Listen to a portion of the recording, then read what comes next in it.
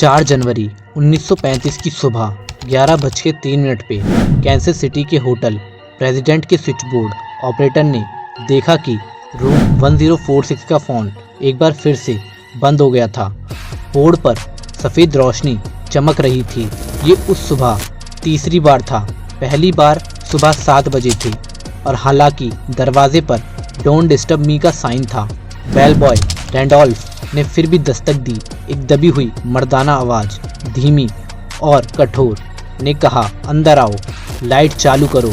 Randolph ने खुद से सोचा कि आवाज़ जानी पहचानी नहीं लग रही थी, लेकिन उसने उस आदमी से कुछ ही बार बातचीत की थी। उसने दरवाज़ा खोलने की कोशिश की, लेकिन ये अंदर से बंद था। उसने इंतज़ार किया, लेकिन कोई भी इसे खोलने नहीं आया। उसने आह भरी, यह मानते हुए कि वह आदमी बिस्तर पर आधा सो रहा था, और दरवाजे के माध्यम से कहा, आपका टेलीफोन बंद है सर। दूसरी बार सुबह 8:30 बजे हुए हैं। 1.5 घंटे बाद फ़ोन अभी भी हुक से बाहर था, इसलिए उन्होंने इसे ठीक करने के लिए एक और बेल बॉय हावर्ड को भेजा।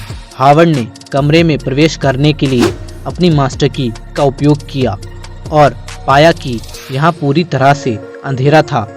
पर्दे खिंचे हुए थे। दालन में रोशनी एक आदमी को रोशन कर रही थी जो बिस्तर पर बिना कपड़ों के लेटे हुआ था। उसके चारों ओर एक बड़ा अंधेरे का धब्बा था। फ़ोन और उसका स्टैंड दोनों गिरे हुए थे, इसलिए हावर्ड ने उन्हें उठाया, रिसीवर को उसके क्रैडल में वापस रख दिया, यह मानते हुए कि वह आदमी नशे में था। वह चला गया। अब सुबह के 11:03 हो रहे थे और फ़ोन तीसरी बार भी बंद था। रैंडोल्फ फिर से ऊपर गया और जब रूम 1046 का दरवाज़ा खुला तो उसने जो देखा वो भयानक था। बाद में उन्होंने कैंसस सिटी स्टार को बताया, जब मैं कमरे में दाखिल हुआ तो ये आदमी दरवाजे से 2 फीट की दूरी पर घुटनों और कोहनी के बल पर बैठा हुआ था और अपने सिर को अपने हाथों में पकड़े हुए था। मैंने उसके सिर पर खून देखा। फिर मैंने लाइट जलाई। मैंने चारों ओर देखा और दीवारों, बिस्तर और बाथरूम में खून देखा। इससे मैं डर गया और मैं तुरंत कमरे से बाहर निकल गया। और जब पुलिस वहां पहुंची तो उन्होंने पाया कि 1046 में एक व्यक्ति के गले में एक पतली सफ़ेद सूती रस्सी कसकर बंधी हुई थी। उसकी हाथ और पैर सफ़ेद रस्सी से बंधे हुए थे और खून से उसका रंग गहरा लाल हो गया था। उसे बुरी तरह से पीटा गया था। उसका सिर टूट गया था। उसके सीने में दिल के ऊपर चाकू के घाव थे और गर्दन पर चोट के निशान थे। बाथरूम में कांच और खून के निशान मिले थे। दोनों गिलास सिंक में गिरकर टूट गए थे। ऐसा लग रहा था कि आदमी ने पानी का गिलास लेने की कोशिश की थी, लेकिन उसे बांधे गए रस्सियों की वजह से ऐसा नहीं हो पाया। कमरे में कोई हथियार नहीं था, इसलिए पुलिस ने निष्कर्ष निकाला कि कोई भी चोट खुद से नहीं लगी होगी। जब पुलिस पहुंची तो वह व्यक्ति अभी भी जीवित था, लेकिन वह मुश्किल से लटक रहा था। पुलिस ने उससे जानकारी लेने की कोशिश की। उससे पूछा, तुम्हारे साथ ये किसने किया? तुम्हें किसने चोट पहुंचाई? कोई नहीं, उसने जवाब दिया। उसने कहा कि उसे चोटें बाथटब से गिरने की वजह से लगी थी और फिर वह आदमी बेहोश हो गया।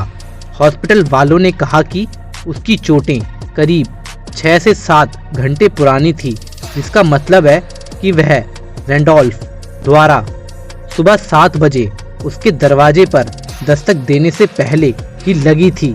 दुर्भाग्य से उस शाम आधी रात के बाद हॉस्पिटल में उसकी मौत हो गई, जिससे पुलिस के सामने एक ऐसा रहस्य रह गया जो आज भी बना हुआ है। 1046 में रहने वाला ये व्यक्ति 2 दिन पहले बुधवार 2 जनवरी को रोलैंड टी ओवेन नाम से होटल में आया था। होटल के कर्मचारियों ने बताया कि वह 20 से 35 साल के बीच का था। उसके बाल भूरे थे, सिर पर एक बड़ा निशान था और उसके कान पर फूल गोभी जैसी आकृति थी जो किसी तरह की चोट की वजह से हुई थी। जब रैंडोल्फ बेलबॉय उसे चेक इन करने के बाद उसके कमरे में ले गया तो उसने देखा कि रोलैंड के पास ले जाने के लिए कोई बैग नहीं था। उसके कुछ सामान, टूथब्रश और हेयर ब्रश उसकी जेब में थे। उसी दिन बाद में मैरी नाम की एक नौकरानी कमरे की सफाई करने आई, जबकि रोलैंड अभी भी अंदर था। उसने देखा कि कमरे में पूरी तरह से अंधेरा था, पर्दे खिंचे हुए थे और कोने में एक मंद लैंप को छोड़कर सभी लाइट बंद थी। मैरी ने कहा कि वह किसी के बारे में या किसी चीज के बारे में पागल लग रहा था। उसने उसे कहा कि वह कमरे को बंद ना करे क्योंकि वह एक मेहमान का इंतजार कर रहा था। शाम करीब 4 बजे वह कमरे में ताज़ा तौलिया लाने के लिए वापस लौटी।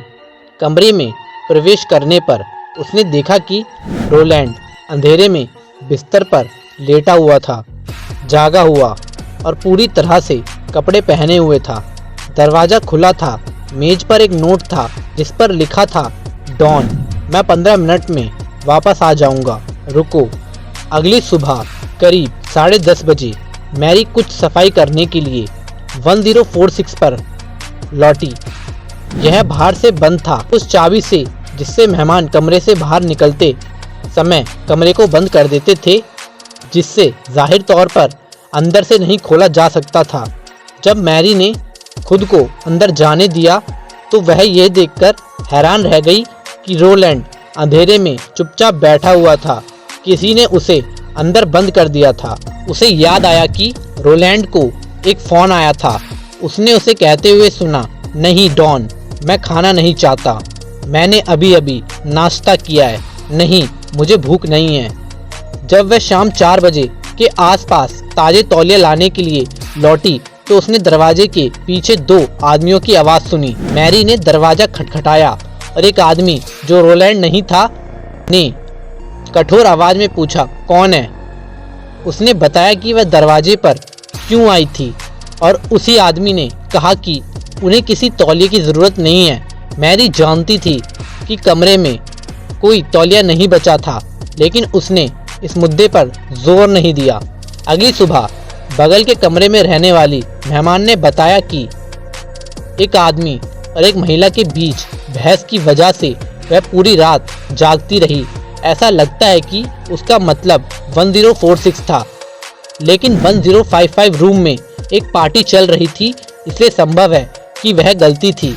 रोलैंड पर हमले की रात किसी ने भी कोई असामान्य आवाज़ सुनने की सूचना नहीं दी जो कमरे में हुई हिंसा के स्तर को बता सके। रोलैंड टी ओवन के पास कोई पहचान पत्र नहीं था, कोई सामान नहीं था और अजीब बात यह थी कि उसके मोजे, जूते, ओवरकोट और टोपी जो वह पहनकर आया था कमरे से गायब थे। बाथरूम में साबुन या तौलिया भी नहीं था। पुलिस को कमरे में केवल एक सिगरेट, एक हेयर पिन, एक सेफ्टी पिन और एक नेक टाई लेबल मिला जो बिस्तर के पास गलीचे पर मिला। उन्होंने टेलीफोन से 4 फिंगरप्रिंट और बाथरूम के शीशों से भी फिंगरप्रिंट लिए। उन्हें लगा कि ये निशान महिला के हैं, लेकिन उन्होंने कभी किसी से इनका संबंध नहीं जोड़ा। पुलिस ने निष्कर्ष निकाला कि रोलैंड टी ओवन उस युवक का असली नाम नहीं था, उसका कहीं कोई रिकॉर्ड नहीं था।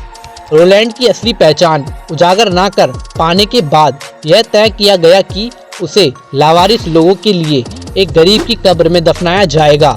घोषणा के बाद मैकगिली फ्यूनरल होम को एक अज्ञात व्यक्ति का फोन आया, जिसने जोर देकर कहा कि वह रोलैंड को मेमोरियल पार्क कब्रिस्तान में दफनाएं और दफनाने की पूरी लागत का भुगतान करने की पेशकश की। कुछ ही समय बाद पैसे एक अखबार में लपेटे हुए आ गए और उसके अंतिम संस्कार में 13 अमेरिकन ब्यूटी गुलाब एक नोट के साथ भेजे गए, जिस पर लिखा था, हमेशा प्यार, लुइस। एक स्रोत के अनुसार कॉल करने वाले ने फूल वाले से कहा, मैं ये अपनी बहन के लिए कर रहा हूँ।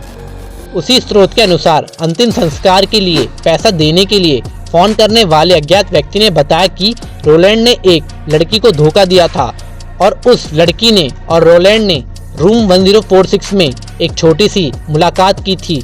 होटल के कर्मचारियों ने रोलैंड को खोजने से पहले उसे सुबह रूम 1046 से एक आदमी और एक महिला को बाहर आते हुए देखा था।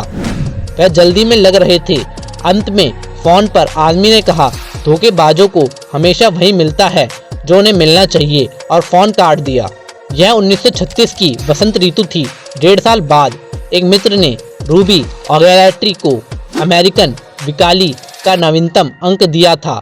वह रूबी को कुछ दिखाना चाहती थी और रूबी को अपनी आंखों पर विश्वास नहीं हुआ। रोलैंड टी ओवन की विचित्र मृत्यु के बारे में विस्तृत जानकारी देने वाले एक पृष्ठ पर जो चेहरा उसे घूर रहा था वह उसका बेटा 19 वर्षीय आर्टेमस ऑगैलेट्री था। उसने काफी समय से उससे कोई बात नहीं की थी। आर्टेमस अल्बामा में अपने घर से यात्रा पर निकला था और रूबी ने तब से उसे नहीं देखा था। पहले तो वह नियमित रूप से उसे हाथ से पत्र लिखता था, लेकिन जैसे जैसे समय बीतता गया पत्र धीरे धीरे कम होते गए। उसने अधिकारियों को बताया कि उसे 1935 के वसंत में 3 अलग अलग शहरों से आर्टेमस के 3 टाइप किए हुए पत्र मिले थे। उसे यह अजीब लगा कि वह टाइप किए हुए थे, क्योंकि उसे यकीन था कि आर्टेमस को टाइपराइटर का इस्तेमाल करना नहीं आता था, और उसने देखा कि पत्रों में अपरिचित भाषा का इस्तेमाल किया गया था जो उसके बेटे जैसे नहीं लग रहे थे। अब रूबी को पता था कि ये उसका बेटा नहीं हो सकता। जब पत्र भेजे गए थे तब उसका बेटा मर चुका था, लेकिन आर्टेमस की पहचान करने से जांचकर्ताओं को वह सुराग नहीं मिले जिनकी उन्हें जरूरत थी, और रिक्त स्थान भरने के लिए बजाय इससे और अधिक प्रश्न ही उत्पन्न हुए।